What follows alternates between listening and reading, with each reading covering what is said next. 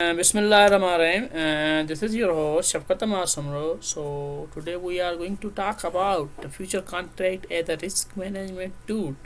कि future contract कैसे use होता है रिस्क मैनेजमेंट टूल में।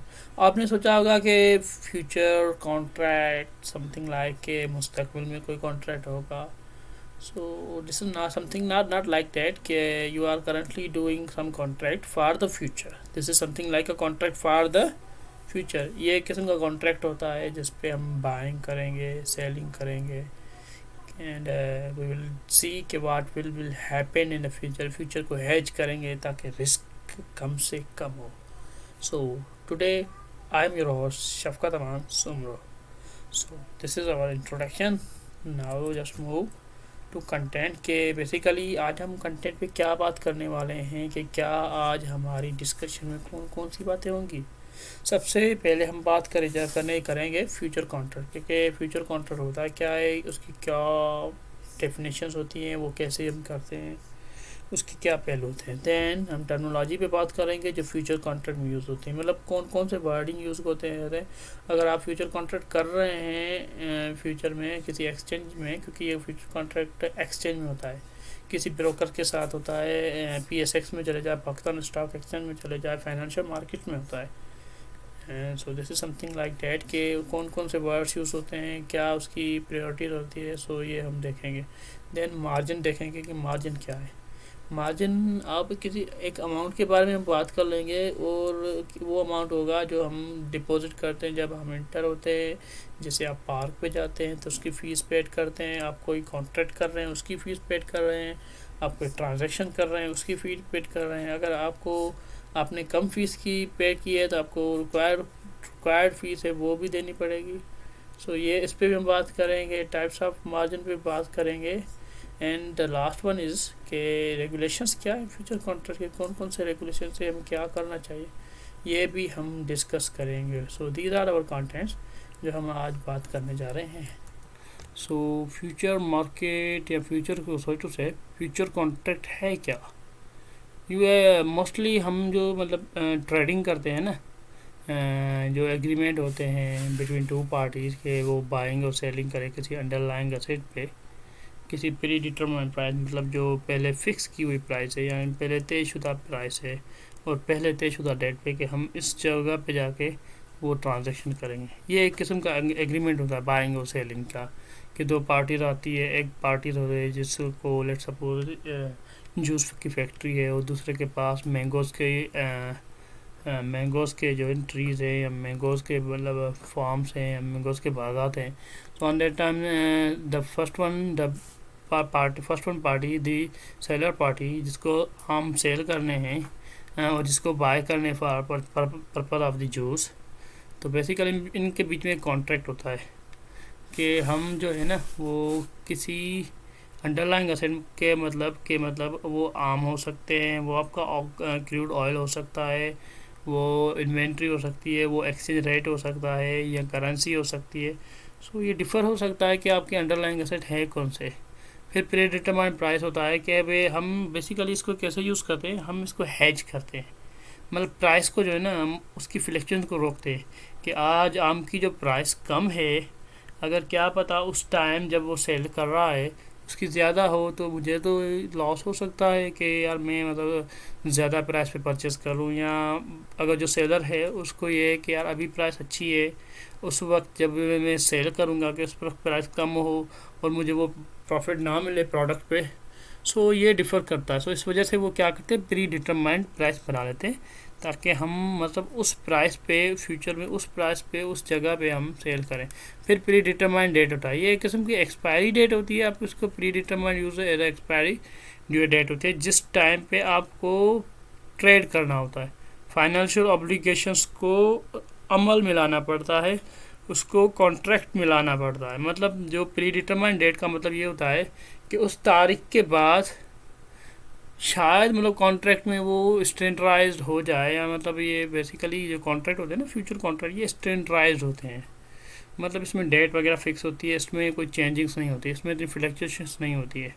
सो उसमें प्री डिटरमाइंड से डेट सेट की जाती है ताकि ये जो है ना एक्सपायरी डेट हो उस डेट पे मतलब वो ट्रेडिंग हो या ट्रांजेक्शन्स हो वो हो जाए, वो जो ऑब्लिगेशंस है ना वो हो जाए।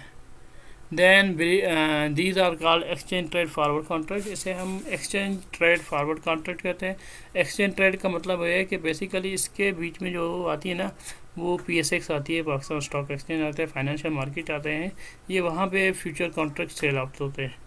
उसका रीज़न ये होता है कि काउंटर पार्टी का रिस्क ज़्यादा होता है और जो बंदे मतलब बायर और सेलर आता है और ये जो एक्सचेंज होता है ये बेसिकली इस कॉन्ट्रैक्ट को स्टैंडर्डाइज्ड कर देती है, मतलब उसमें इतनी चेंजिंग्स नहीं आती, फ्लक्चुएशंस नहीं आती हैं, वो एक फ़िक्स हो जाता है।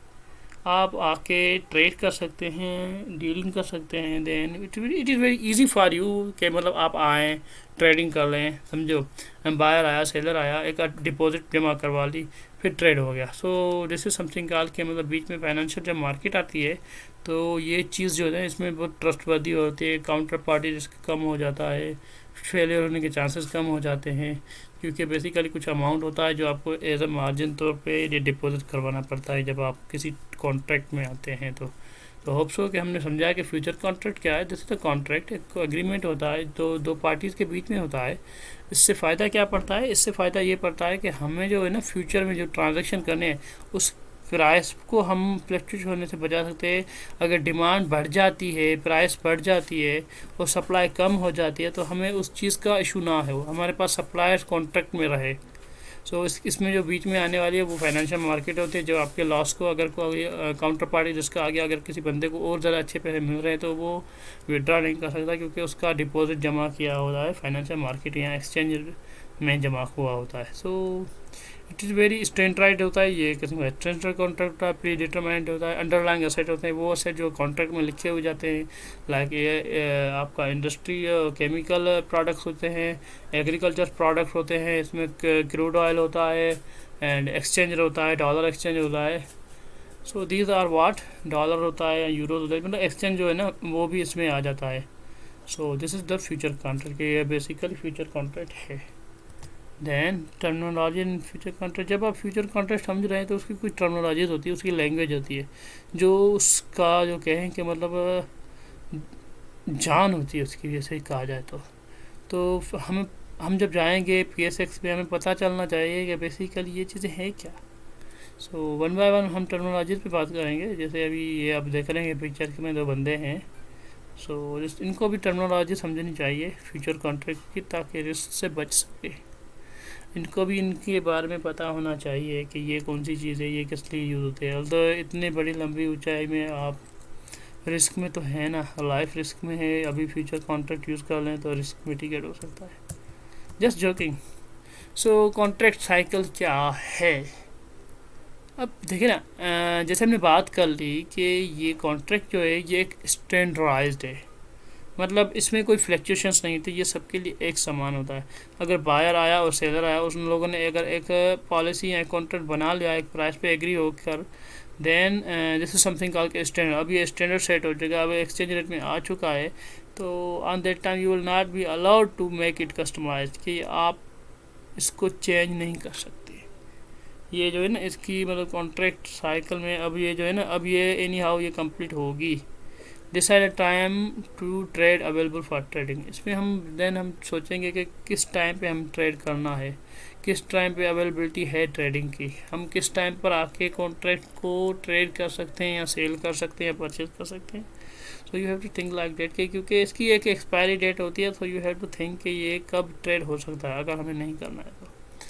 Then mostly the following months, ये जो नीचे मंथ्स दिए हुए हैं, the maximum number of contracts available for trading, इन मंथ्स में जो है ना मतलब कॉन्ट्रैक्ट्स ज़्यादा आ जाते हैं। मंथ्स के करीब होने में मतलब नियर मंथ, मतलब एक नया मंथ स्टार्ट होने वाला है, या मतलब स्टार्टिंग ऑफ द मंथ आप कह लें, ठीक है, कि यार एक मंथ है जो अभी स्टार्ट हुआ नहीं है, स्टार्ट होने वाला है। फिर मिड मंथ आप कह लें, उस पर भी मतलब ज़्यादा ट्रेडिंग हो जाती है। देन फार मंथ, मतलब एक मंथ के बाद, आफ्टर 1 मंथ भी ट्रेडिंग होती है। तो दीज आर द टाइम के मतलब इन टाइम में आपको ट्रेडिंग कर सकते हैं, इन टाइम में आप फ्यूचर कॉन्ट्रैक्ट की ट्रेडिंग कर सकते हैं। देन एक्सपायरी डेट, या ये चीज़ बहुत बड़ी है। अब एक्सपायरी डेट क्या हो सकती है, आप खुद सोच रहे हैं कि यार मतलब सर ने कहा कि यार एक्सपायरी डेट। सो एक्सपायरी डेट क्या होती है, हर चीज़ की एक्सपायरी डेट होती है। सो ये बेसिकली एक किस्म के शेयर्स होते हैं, फ्यूचर कॉन्ट्रैक्ट होते हैं। तो हम उसको एक तारीख पे ही मतलब यूज़ करते हैं कि इस तारीख में हम ये परचेजिंग, बाइंग एंड सेलिंग करेंगे। तो एक्सपायरी डेट वो डेट होती है जो हम प्री डिटरमाइन करते हैं, और उसी डेट पे हमें जो कॉन्ट्रेक्चुअल ऑब्लिगेशंस है ना वो फुलफ़िल करनी होती है, उसको एनी हाउ इम्प्लीमेंट करना होता है। अगर आम बेचने वाला और जूस के लिए आम खरीदने वाला, मतलब at the end of the मतलब at the end of the June और जुलाई, कि उनको ये परचेजिंग करनी होगी, ये डीलिंग करनी होगी। उनको पता है कि इन दिनों में मतलब आम की जो प्राइसेस हैं वो मतलब नॉर्मल रहती हैं। मतलब अगर हमने कॉन्ट्रैक्ट कर लिया है परचेजिंग ऑफ मैंगोज, तो we have to think like date कि मतलब हमें ये सोचना चाहिए कि उस अगर एक्सपायरी डेट आ रही है तो हमें वो ट्रांजेक्शन कर लेनी चाहिए। अब इसका मतलब एंडिंग टाइम आ चुका है, अब ये कॉन्ट्रैक्ट है ये इम्प्लीमेंट की सूरत पर जाए। हम क्रूड ऑयल की बात कर लेते हैं कि क्रूड ऑयल में बेसिकली प्राइस में बहुत फ्लक्चुएशन होती है, वेरिएशन होती है। सो उस पर भी फ्यूचर कॉन्ट्रैक्ट किया जाता है। एक्सचेंज रेट पे भी फ्यूचर कॉन्ट्रैक्ट किया जाता है कि भाई मैंने ये कॉन्ट्रैक्ट कर लिया, फ्यूचर के 2 मंथ तक ये जो है ना इसकी प्राइस है, अगर इतने तक मैं आपसे डॉलर की परचेजिंग या इन्वेंट्री परचेज कर लूँगा। So these are expiry date के मतलब वो जो है तारीख तो आपको रखना मिली है। Date which the contract ceases to exist, ये वो तारीख होती है जिस तारीख में कॉन्ट्रैक्ट को ख़त्म करना होता है। मतलब अब ज़्यादा इसकी ट्रेडिंग नहीं है, अब ये ज़्यादा ट्रेड नहीं हो सकता, अब इसको ख़त्म कर देना चाहिए। नहीं, अब ये ख़त्म होगा, मतलब इट्स टाइम टू एंड। ये होती है एक्सपायर, ये प्री डिटरमाइंड डेट होता है कि मतलब आप ये नहीं है कि आप ड्यूरिंग द कॉन्ट्रैक्ट या ट्रेडिंग हो चुकी है, आप कॉन्ट्रैक्ट के अंदर आ जाए फिर आप डेट बना रहे। No no no, you have to think कि मतलब कि आपको सोचना है कि ये हमें जो है ना प्री डिटरमाइंड जब कॉन्ट्रैक्ट कर रहे हैं तब हम ये बनाते हैं। देन इक्विटी डेरिवेटिव जो होती है ना, इक्विटी डेरिवेटिव में मतलब शेयरिंग हो गई, शेयर्स हो गए, शेयर्स की आप शेयर्स में आप फ्यूचर कर रहे हैं, मतलब फ्यूचर कॉन्ट्रैक्ट कर रहे हैं या कोई भी ऐसा कॉन्ट्रैक्ट कर रहे हैं ना शेयर्स में, इक्विटी मतलब शेयर्स। तो उसमें जो मतलब वो जो एक्सपायर हो जाता है ना वो last Thursday of every month, मतलब पहला थर्सडे हो गया, सेकंड थर्सडे हो गया, फोर्थ थर्ड थर्सडे हो गया, जो लास्ट फोर्थ थर्सडे होता है ना उस पर ये कॉन्ट्रैक्ट खत्म हो जाए। मतलब दिस इज समथिंग कॉल के 1 मंथ कॉन्ट्रैक्ट। इक्विटी डेरिवेटिव का जो फ्यूचर कॉन्ट्रैक्ट होता है ना वो 1 मंथ होता है। क्यों होता है, क्योंकि इसमें भी बहुत बड़ी वेरिएशंस आती हैं एक्सचेंज रेट में, इसलिए हम इसको ज़्यादा हेज नहीं कर सकते, इसकी प्राइस को ज़्यादा मतलब स्टॉप नहीं कर सकते। इसकी चेंजिंग्स इतनी है कि अगर हमने इसको 1 मंथ से ज़्यादा हेज किया ना तो मतलब किसी न किसी पार्टी को तो अच्छा खासा नुकसान पड़ सकता है। So it's very hard to make it expiry date for more than 3 month. हम इसकी 3 मंथ से ज़्यादा मतलब 1 मंथ से ज़्यादा एक्सपायरी डेट नहीं रख सकते, ये लास्ट थर्सडे तक जो है ना एक्सपायर हो जाता है। तो this is something called expiry date. Then margin क्या है भाई, मार्जिन। अब मार्जिन की बात कर लेते हैं। मार्जिन एक अच्छी चीज़ होती है, ऐसे नहीं कि मार्जिन अच्छी चीज़ नहीं है। मार्जिन वो अमाउंट होता है जो आप ब्रोकर्स को पेश करते हैं जब आप फ्यूचर कॉन्ट्रैक्ट में आ रहे हैं।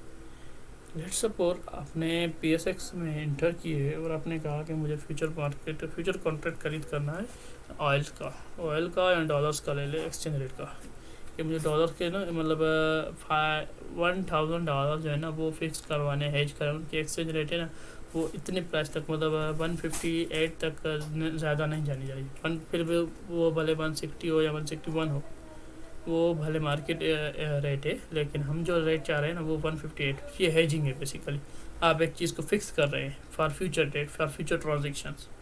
तो क्या होता है बेसिकली ये जो अमाउंट जो है ना फिर आपको पहले ब्रोकर को पेड करना पड़ता है जब आप इंटर होते हैं, क्योंकि आप जो आपने अकाउंट बना लिया PSX में, अगर अकाउंट बना लिया डीलिंग मतलब ट्रांजेक्शन्स के लिए, फिर ब्रोकर्स को या आप PSX में वो अमाउंट डिपॉजिट कराएंगे कि basically I am going to do the future contract, कि मैं जो है ना वो फ्यूचर कॉन्ट्रैक्ट करने वाला हूँ।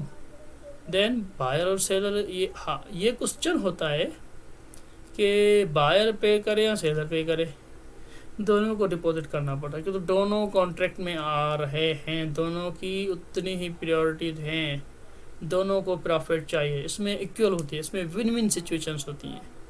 ऐसे नहीं होता कि सेलर लूज हो जाए एंड बायर विन कर जाए, no, you have to do the win win situations, कि इसमें हम विन विन सिचुएशन करते हैं। सो दोनों को डिपॉजिट मार्जिन जमा करवाना पड़ता है ताकि अवॉइड काउंटर पार्टी रिस्क। ऐसा ना हो कि कल एक बंदा भाग जाए फिर हम कहाँ किसी को ढूंढते घूमते फिरेंगे। तो हमने ये बात अभी की कि more the volatility higher the margin, मतलब जितनी मार्केट के अंदर वोलेटिलिटी होगी, चेंजिंग्स होगी, वेरिएशंस होगी।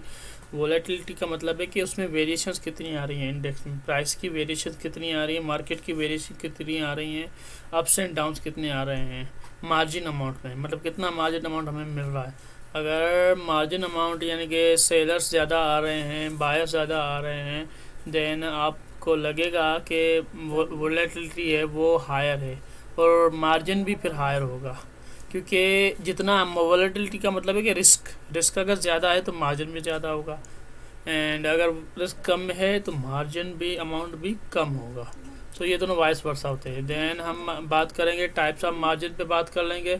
एक होता है इनिशियल मार्जिन। इनिशियल मार्जिन में हम जो है ना वो अमाउंट पे करते हैं, वो अमाउंट पेड करते हैं जो हम जब मार्केट में एंटर होते हैं ना, फ्यूचर मार्केट में जब एंटर होते हैं, आप जब PSX में जा रहे हैं, फ्यूचर मार्केट में एंटर हो रहे हैं, ट्रेडिंग में आ रहे हैं, तो आप एक इनिशियल अमाउंट रखते हैं, डिपॉजिट करते हैं कि मैं मार्केट में एंटर हो चुका हूँ। वो एक किस्म की फ़ीस होती है। इज़ लाइक हम जब किसी पार्क में जा रहे हैं तो हम एक इनिशियल फ़ी पेड करते हैं ताकि हम स्टार्ट कर रहे हैं, हम एक चीज़ पे इन हो रहे हैं। फिर मेंटेनेंस मार्जिन होता है कि अगर मैं कॉन्ट्रैक्ट कर रहा हूँ या कोई मेरी पोजीशन है तो मुझे उसको मेंटेन भी करना है। अगर मैं बीइंग अ सेलर हूँ तो मुझे वो पैसे देने, एक मार्जिन देना है ताकि मेरी पोजीशन हमेशा मेंटेन रहे। मैं एज अ सेलर ही काउंट हूँ।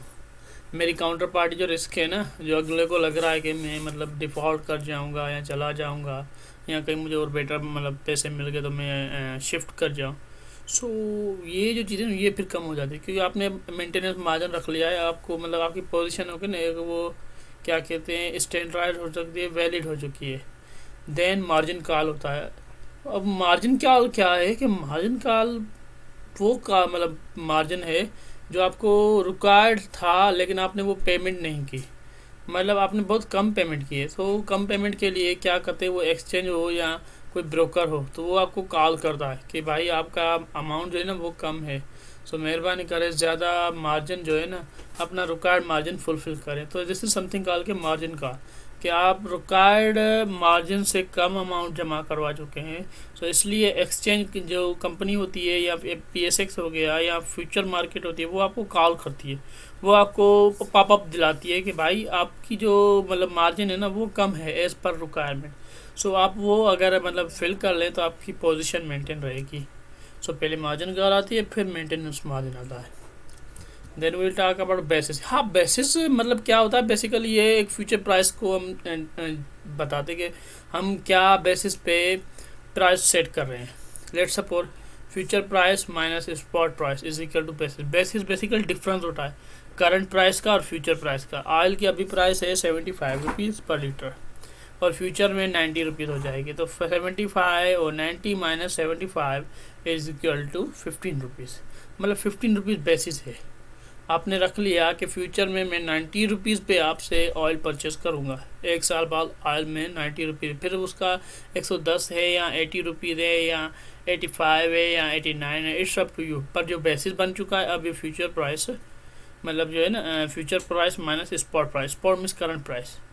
सो ये different basis for each delivery month, मतलब हर मंथ में बेसिस चेंज होते हैं कि आप लाजमी नहीं है कि हमेशा सेम बेसिस पे ही रखते हैं, नो, इस डिपेंड, क्योंकि स्पॉट प्राइस जो है ना वो चेंज होती रहती है। स्पॉट प्राइस जो है ना करंट प्राइस वो चेंज होती रहती है, वो इंक्रीज होती रहती है।